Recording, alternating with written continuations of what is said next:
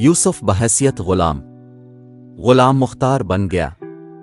پیدائش باب 37 اور 39۔ وہ مدیانی سوداگر مصر پہنچے تو یوسف کو غلاموں کی منڈی میں لے گئے تاکہ اسے بیچ کر اپنی رقم اور منافع حاصل کر لے۔ اس جیسے صحت مند اور مضبوط غلام کی اچھی قیمت مل سکتی تھی۔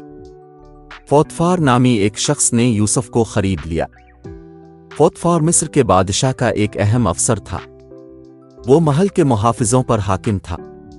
یوسف بھی محنت اور دیانت داری سے کام کرتا تھا۔ وہ اپنے مالک کا حکم ماننے کے علاوہ اپنے لیے خود ہی کام تلاش کر لیتا اور بڑے ڈھنگ سے فرائض سر انجام دیتا۔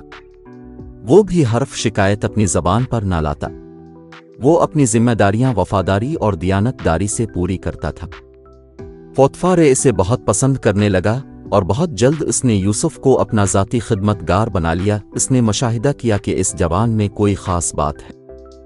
رفتہ رفتہ اس نے اپنے گھر کا سارا انتظام یوسف کے سپردال کر دیا، کیونکہ اس نے دیکھا کہ یوسف کی وجہ سے میرے گھر میں برکت ہے۔ یہ اس لیے ہوا کہ یہاں بھی خدا یوسف کے ساتھ تھا، جبکہ وہ اپنے وطن، گھر اور خاندان سے بہت دور تھا۔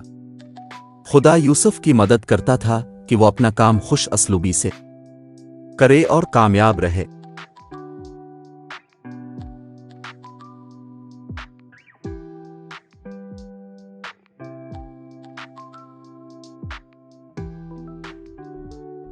یوسف قید خانے میں۔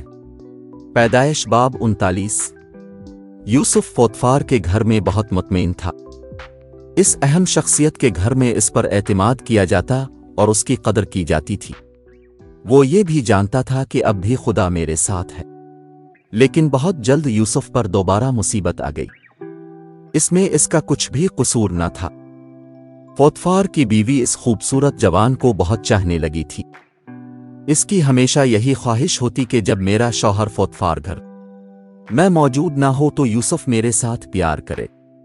یوسف اس کی باتوں پر کان بھی نہیں دھرتا تھا۔ وہ اسے کہتا تھا کہ میرا مالک ساری باتوں میں مجھ پر اعتبار کرتا ہے۔ یہ کیسے ہو سکتا ہے کہ میں اس کی بیوی کے ساتھ ناجائز تعلقات بڑھاؤں؟ اس کے علاوہ یہ خدا کے خلاف بھی گناہ ہوگا جس سے میں محبت رکھتا اور جس کی عبادت کرتا ہوں۔ پوتیفار کی بیوی یوسف کا انکار قبول کرنے پر تیار نہ تھی۔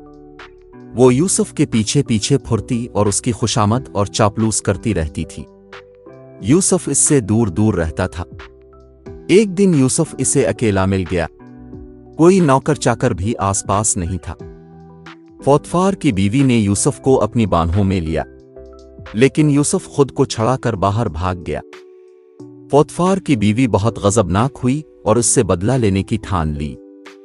جب پوتیفار گھر آیا تو اس نے یوسف کے خلاف جھوٹ بولا کہ اس نے میری عزت پر ہاتھ ڈالنے کی کوشش کی۔ ثبوت کے طور اس نے وہ کپڑا بھی دکھایا جو یوسف چھوڑ کر بھاگ گیا تھا۔ پوتیفار نے حکم دیا کہ یوسف کو ابھی اسی وقت قید خانے میں ڈال دیا جائے۔ چنانچہ اس کے پاؤں میں بیڑیاں اور گلے میں زنجیر ڈال کر قید خانے میں ڈال دیا گیا۔ اب وہ پہلے جیسا با اعتماد غلام نہ رہا۔ اندھیرے قید خانے میں بھی خدا یوسف کے ساتھ تھا۔ وہ اسے بھولا نہیں تھا۔ اس کے پاس یوسف کے مستقبل کے لیے زبردست منصوبہ تھا۔